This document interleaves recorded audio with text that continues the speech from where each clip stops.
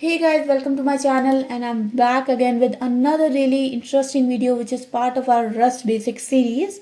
And in this video we are going to talk about Rust Slice. So without wasting any time further, let's get started. So first thing first, what is a Rust Slice? So as I have already written the definition here guys, that it is basically a data type which used to access a portion of data stored in any collection like array, vectors or string. So think of it like this way. Let's say I have an array and I want to basically, get a subset of that array or get a substring of a string. That you can actually do with Rust Slice. Okay. So now we are going to see how we can implement it, and that will make the things much more clear. So let's say I have got an array, right? So what I will do, I will declare let array arr equals to, and let's keep things simple, so I'm just going to create an integer array, right? So this becomes my array. Now what I want to do is I want to extract these three values from this array, right?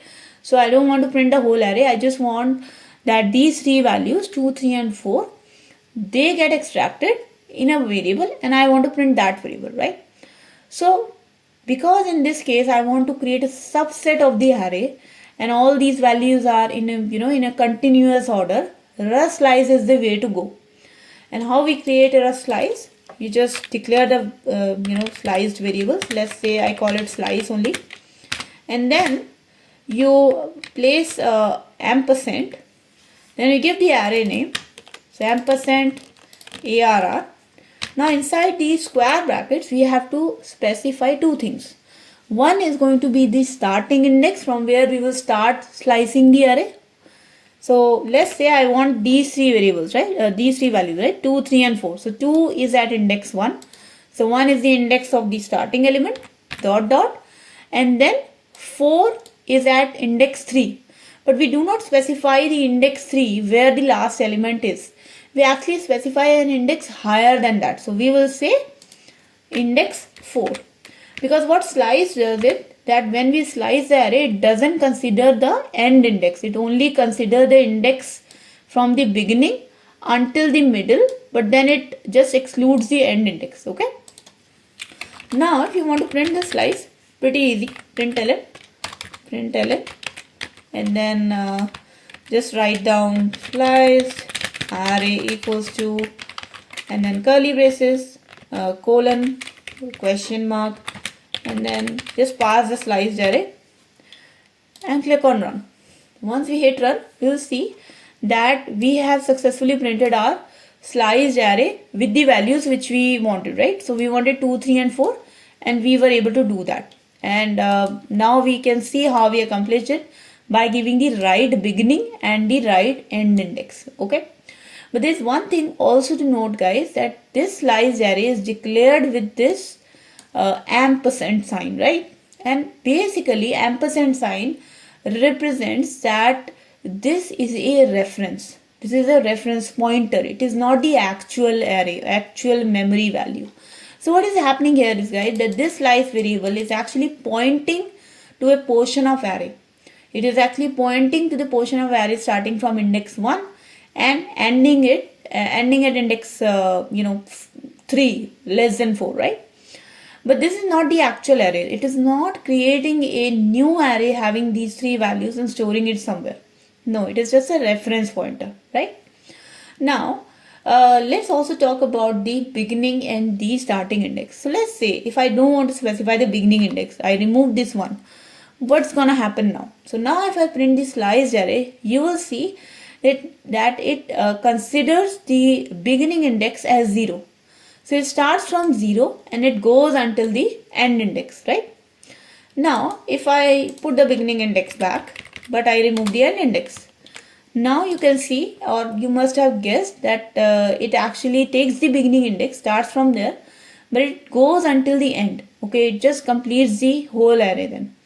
If you remove both the beginning and the end index, what's going to happen is that we just think that slice is a reference to the whole array, right? So this is how the beginning and the end index work and how you can omit them or add them as per your choice. Now, I have been saying this for a long time, that slice is a reference to the array. It is not the actual array itself. So what does that mean? That basically means, guys, that slice is pointing to the original array, but because it's not an original array, if you want to mutate a slice, can you actually do it? So for example, if I am saying this slice is just a pointer to some other original array, it's not an original array itself. Let's say if I want to change the value in a slice, is it possible? So let me bring back my beginning and end index back. And let's say I want to change the value in slice. So I want to do something like this. So slice 1 becomes equals to 100.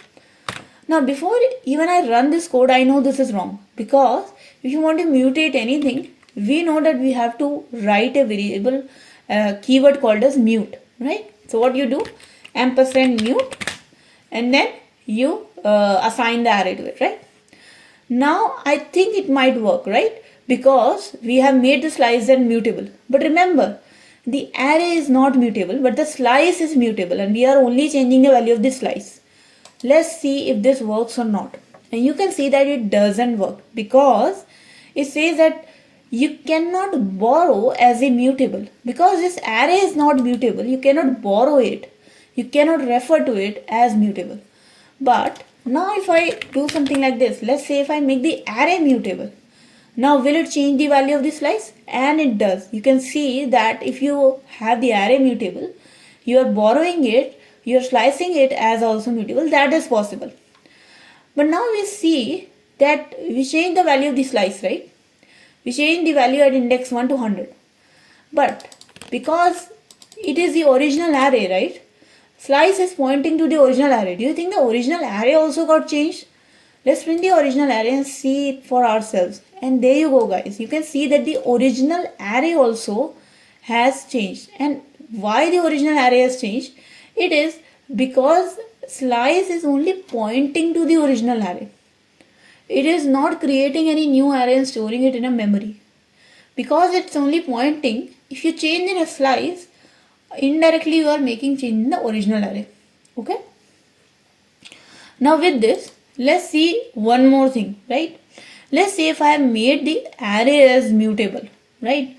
So if I made the array as mutable, and here I say that I want to change the value of the array at some position. So at index 2 or at index 1, let's suppose I want to change the value at 300, right? Now I make the array as mutable, but I don't make the slice as mutable. I don't make the slice as mutable. Do you think this will work? Because the array is mutable, but the slice is not mutable. Do you think this will work? I think this would work, right? But you can see that it doesn't work because I also removed the ampersand. So sorry about that. Let me add the ampersand back again. Now slice is a reference to this array starting from index 1 ending in index 4, and this array is actually mutable. So let me run this code again, and there you go. You can see that you are getting a warning that slice is unused because I didn't print the slice, so that is my bad. But if I now print the slice, you can see that it works. Here I did not get any error. Why? Because array was mutable. You mutated the array, and now slice is pointing to this array, right? Slice is pointing to this array, and then slice is getting the value from index 1 until or just before index 4. So it is printing that. But here, if I create a slice, let's say now the slice is created, and remember that the slice is not mutable. This slice is not mutable. It is pointing to array starting from index 1 until index 4. Now if I make the same index and I change the value, let's say if I want to change it from 300 to 400, and then I print the slice, because I have changed the value of the original array. So in the beginning I changed the value of the original array and slice reflected it. Now the slice is already created, but I changed the value of the original array. Do you think now the slice will reflect it? Let's run this code and then find it for ourselves. And you can see that we got an error, right? What this is trying to say is that you cannot assign something to the array because now it is borrowed. That is the main thing, guys, that because the slice is not mutable. Even if it was immutable, let's say once the slice is created, you cannot change the original array. So let's say if I even make this slice as mutable, right? I have made this slice as mutable. Still, if I run this code, you will see that we get the same error, because it doesn't matter the slice is mutable or not mutable. Once you have created a slice, you can not change in the original array. You can change the slice if the slice is mutable. So let's say if I have made the slice as mutable, if I made this thing, this would have been possible, right? Because the slice is mutable. But because I want to change the array itself, this will not be possible, right? So this thing is not possible because this array has already been borrowed by somebody. Now if you want to change the original value, the borrower will not be happy, right? So that is the whole concept of using slices. What are the restrictions of it, and what is the freedom of it, and how you can basically, access it. I hope this video was informative for you guys and you did learn something from it. If you did have fun watching this video, then please do not forget to like this video and share this video with your friends. And guys, if you have not yet subscribed to my channel, then please do subscribe and hit the bell icon for future notifications of more such programming and coding related videos. If you have any questions, comments, suggestions, feedback for me, please do write down in the comment section below. I would be really happy to read them. I'll see you guys in the next video. Until then, take care and bye bye.